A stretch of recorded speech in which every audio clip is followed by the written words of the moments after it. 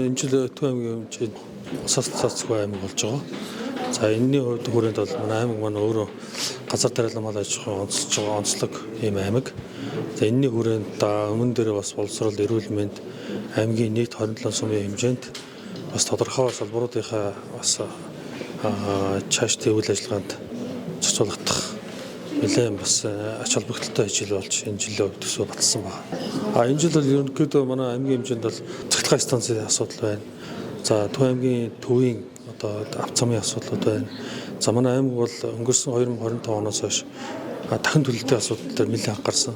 За бас мөн Төв аймгийн дэд үтцийн асуудал дээр нэлээд бус төсөв шингээж явж байгаа. Энэ нь юу гэхээр дулааны одоо тийм ээ тухайн орон сууцнуудынхаа нийт бүтээн байгуулалтынхаа дэд үтцийн асуудал дээр нэлээд хөрөнгө тавьж энэ дээр бас анхаарч явж байгаа.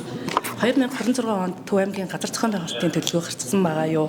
Одоо нэг Төв аймгаас газар авах сонирхолтой хүмүүс их байна л да. За ерөнхийдөө манай Төв аймгийн газар нутаг бол өөрөө сэргэлэн сумтай нэлээд хамаарч явдаг. Төв аймгийн төв дээр зумуудын дээр тийм ээ. Төв аймгийн нийт газар нутгийн хэмжээнд одоо гаднаас одоо манай Төв аймгийн дээр газар асуудал сонирхсан өөр орон нутгийн арийн иргэдийн сонирхол их байдаг.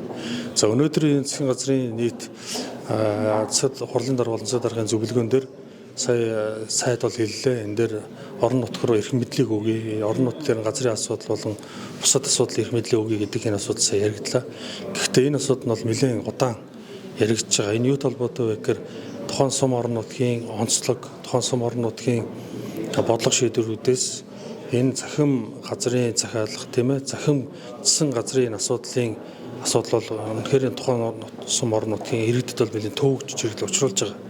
За энэ би юу гэж ингэж хэлж байгаа юм бэ гэхээр тэр захим захиалга одоо тэр захим газрын шийдвэр нь болохоор тухайн сум орнуудыг буюу Төв аймгийн зуунуудад амьдарч байгаа иргэдийн эрх ашиг хөндөгжин шаардж байгаа. Эдгээр одоо Монгол улсын үндсэн хуулиар олгогдсон эрх байлаа гэхдээ одоо төдийгөөс өдий хүртэл амьдарч байгаа иргэдийн маань тухайн орон нутагт газраа эрх нь жижигдэж байна. Хоёрдугаар тухайн сум орон аймагтаа амьдарч байгаа хүмүүс маань ямар нэгэн одоо үйлдвэрлэл эрхлэхэд тэр газраа одоо өөрийн одоо хүсэлтээрээ тэр тухайн сум орон нутгийнхаа бүтээн байгуулалтад холбож хийх ямар ч боломжгүй байна. Энэ юу толботой юм бэ гэхээр өнөөдрийн газрын тухай хуулиар одоо хэрэгжиж байгаа хууль нь юу вэ гэхээр зөвхөн одоо төсөл сонгон шалгаруулах буюу одоо дуудлага болонд оролцоно гэж байгаа. Төсөл сонгон шалгаруулалт нь болохоор заавал гадны иргэн гэж байгаа. Энэ гадны иргэн гэдэг нь одоо янз бүрийн одоо ямар нэгэн байдлаар гадны иргэн одоо 100% хөрөнгө оруулалтаар төсөл сонгон шалгаруулах. Үндсэн Монгол төр тухайн сум орон дотор иргэд бол төсөл сонгон шалгаруулах тэр үйл ажиллагаанд оролцох ямар ч боломжгүй байна.